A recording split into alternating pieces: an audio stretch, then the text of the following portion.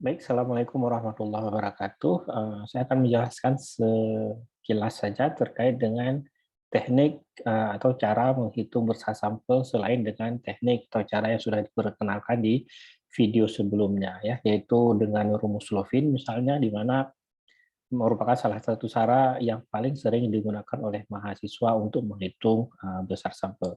Saya sendiri lebih memilih untuk menghitung besar sampel menggunakan website ya, namanya OpenAPI, api.com, kalau nggak salah, ya, OpenAPI. Jadi ini sebenarnya software tapi apa tuh, dibuat di website, sehingga dengan software ini kita bisa melakukan banyak hal, ya, termasuk salah satunya adalah untuk menghitung besar sampel. Jadi sebelum kita menghitung besar sampel, saya ingin menunjukkan apa saja yang bisa kita lakukan di OpenAPI ini, ya. Ya, seperti ditulis di sini, OpenAPI merupakan software gratis atau open source, ya, untuk statistik epidemiologi. Jadi sebagai epidemiolog, kita sangat senang menggunakan software ini, dan sekarang selain dalam bahasa Inggris juga tersedia dalam beberapa bahasa lain. Sayangnya belum ada dalam bahasa Indonesia. Jadi ada banyak hal di sini yang kita bisa lakukan, misalnya ya, menghitung besar sampel, ya. Jadi bisa untuk studi survei misalnya, kemudian case control, cohort atau RCT. Kemudian kita juga bisa menghitung power di sini untuk masing-masing studi, ya, untuk cohort, clinical trial dan sebagainya. Kita juga ada link untuk mencari website di sini, PubMed misalnya, tapi ini kita bisa langsung ke websitenya. Hal lain yang bisa kita lakukan adalah misalnya melakukan uji ANOVA, dan ya, banyak. Ada satu hal lagi, misalnya tabel 2x2 itu juga bisa, ya, tabel 2x2 di sini. Dengan tabel 2x2 ini kita bisa menghitung misalnya odds ratio dan sebagainya. Ya, bisa melakukan uji chi-square dan sebagainya. Jadi caranya ya tinggal kita masukkan data saja, misalnya ini contohnya tabel 2x2, ada exposure dan disease di sini, misalnya ada satu kelompok orang yang makan makan apa, salah makan misalnya, kemudian diare, katakanlah misalnya ada kelompok 20, dia makan dan diare, tapi kemudian ada 15 makan tapi tidak diare, sorry, tidak makan tapi diare. Kemudian ada juga yang dia makan tapi tidak diare misalnya, kemudian ada juga tidak makan misalnya, tidak diare gitu. Ya, ini misal ada dari 80 sampel. Nah, kalau kita ingin menghitung, ini kan normal ya, tabel 2x2 sama kayak ya uji yang biasa kita lakukan. Untuk melihat hasilnya kita bisa langsung klik result di sini. Nah, di sini dapat chi-square-nya berapa, ya, p-value-nya sangat signifikan, ya, karena memang sengaja saya buat signifikan. Fisher exact test juga sangat signifikan. Kemudian di bawahnya juga ada apa, risiko untuk kelompok terekspos misalnya 80% di sini, ya. Risk ratio-nya 2,9. Dalam artian kalau orang memakan makanan ini, maka dia ada peluang sebesar 2,9%. Nah, tiga kali lah, 2,9, ya, tiga kali untuk mengalami penyakit berdasarkan data di atas. Ya, yang lain juga ada di sini odds ratio, ya. Jadi bisa dilihat semua. Jadi cukup sederhana. Oke, karena memang temanya, yang lain juga bisa dieksplor sendiri masih di rumah, ya. 2 by 2 R by C table, ya. Row by column table. Jadi kalau misalnya lebih dari dua. Tapi di sini kita akan bahas tentang sample size dulu, karena memang kita sedang belajar tentang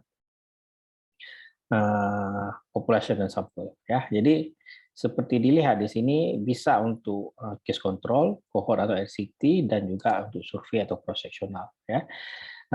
Ini bentuk datanya, ini autornya, statistiknya Kevin Sullivan, ya, dari Emory University dan teman-teman.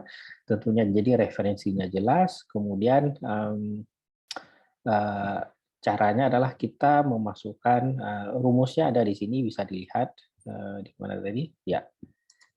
Ya, kita tinggal memasukkan berapa jumlah besar populasi dan berapa confidence limit yang ingin kita peroleh, ya. Misal kalau memang kita tahu jumlah populasi, kita ingin mencari besar sampel, kita tidak tinggal mengisi. Misalnya populasi kita misalnya 10.000, ya. Yang lain kita biarkan, maka akan dapat seperti ini. Dengan 95% confidence interval, kita perlu 370 orang. Kalau 80, maka 160. Ya. Rumusnya ini dia. Ya, jadi ini apa tuh aturannya di atas dengan jumlah populasi 10.000 orang, kemudian hypothesis persen frekuensi outcome-nya sekitar 50% lebih kurang, ya. Confidence limit-nya tadi ada 5% dan sebagainya, design effect 1%. Jadi kita dapat, tinggal kita pilih tadi confidence interval 95%, berarti kita bisa mengambil sampel 370. Nah, bagaimana kalau misalnya kita tidak tahu? Kalau tidak tahu, kita bisa biarkan ini 1 juta, atau ya kalau misalnya besar atau tidak tahu, maka leave us 1 million, ya. Jadi sekitar 1 juta disuruh tinggalkan. Nah, kalau memang ini besar sampelnya, maka biasanya kita ganti adalah variabel yang lain. Misalnya berapa persen penyakit atau masalah yang akan terjadi dari populasi yang ingin kita teliti. Misal kita temukan bahwa kita meneliti tentang diabetes, di mana diabetes itu sekarang 20% dari populasi, ya, dan populasi kita misalnya seluruh penduduk di sebuah kabupaten, ya. Jadi ini misalnya, maka sampel yang kita perlukan adalah sebanyak, dengan 95% confidence interval adalah sebanyak 246. Jadi ini saya rasa cara yang paling sederhana atau yang paling cepat kita lakukan untuk menghitung besar sampel. Dan ya secara epidemiologi sudah diakui gitu. Jadi mau pakai rumus Lovin boleh, tapi rumus Lovin biasanya rumus standar minimal istilahnya, ya. Saya pribadi lebih menyarankan mahasiswa menggunakan cara seperti ini. Oke, itu saja karena kita bahas survei. Oh iya, satu lagi, mungkin kita coba juga untuk RCT, ya, randomized control trial, atau ada teman-teman yang ingin membuat uji cohort. Ini tampilannya, ya. Jadi ketika misalnya kita bicara RCT atau eksperimen murni bahasa kita, nanti bedanya dengan kuasi eksperimen di sistem randomisasinya. Jadi ini caranya sama.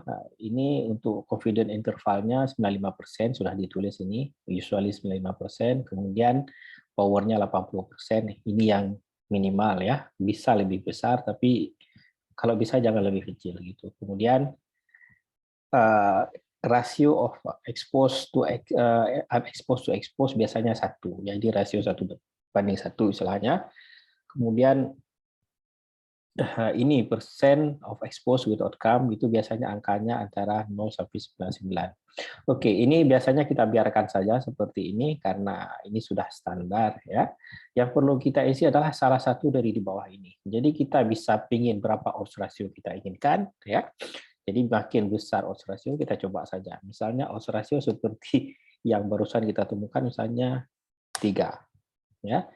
Ya kita inginkan 3, jadi kita isi saja, kita ingin minimal ada 3 odds ratio gitu. Jadi kita kalkulasikan dapat.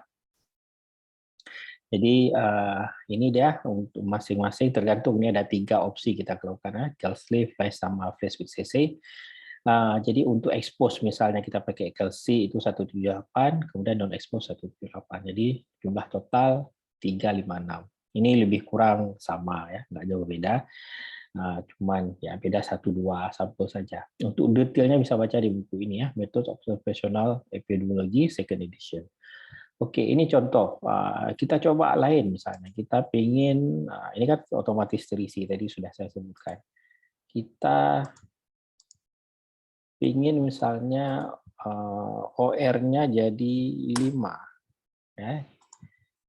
Angkanya justru lebih kecil, ya, angkanya atau jumlah sampelnya dibutuhkan lebih kecil, ya, dan ini agak sangat sulit biasanya, ya. Kemudian kalau sorry, saya start dulu, saya refresh dulu. kita pingin 5 di sini, bawahnya biasanya berbeda. Ya, sama ya, 70, 71. Jadi sudah by default. Cuma satu angka saja perlu diubah. Tapi kalau misalnya kita tahu yang lain, misalnya risk per different, beda resiko dengan prevalensi, atau beda resiko per prevalence ratio kita ketahui, kita juga boleh mengisi yang itu. Tapi yang paling gampang biasanya odds ratio yang kita inginkan. Jadi tidak cuma untuk survei cross sectional, untuk cohort juga bisa ya. Untuk case control juga sering kita lakukan dengan teknik seperti ini. Caranya sama, kita tinggal mengisi. Kalau di sini cuma salah satu. Misal saya ingin ada 3 ya, 3 odds ratio bisa di case control saya, maka ini jumlah sampel yang diinginkan. Jadi kalau misalnya 2, maka sampelnya sampel size-nya agak lebih besar, 256. Jadi teman-teman, Ibu Bapak, gitu saya rasa kira-kira bagaimana cara kita menghitung besar sampel ya. Sekian, terima kasih atas perhatiannya. Saya cukupkan sampai di sini. Oke.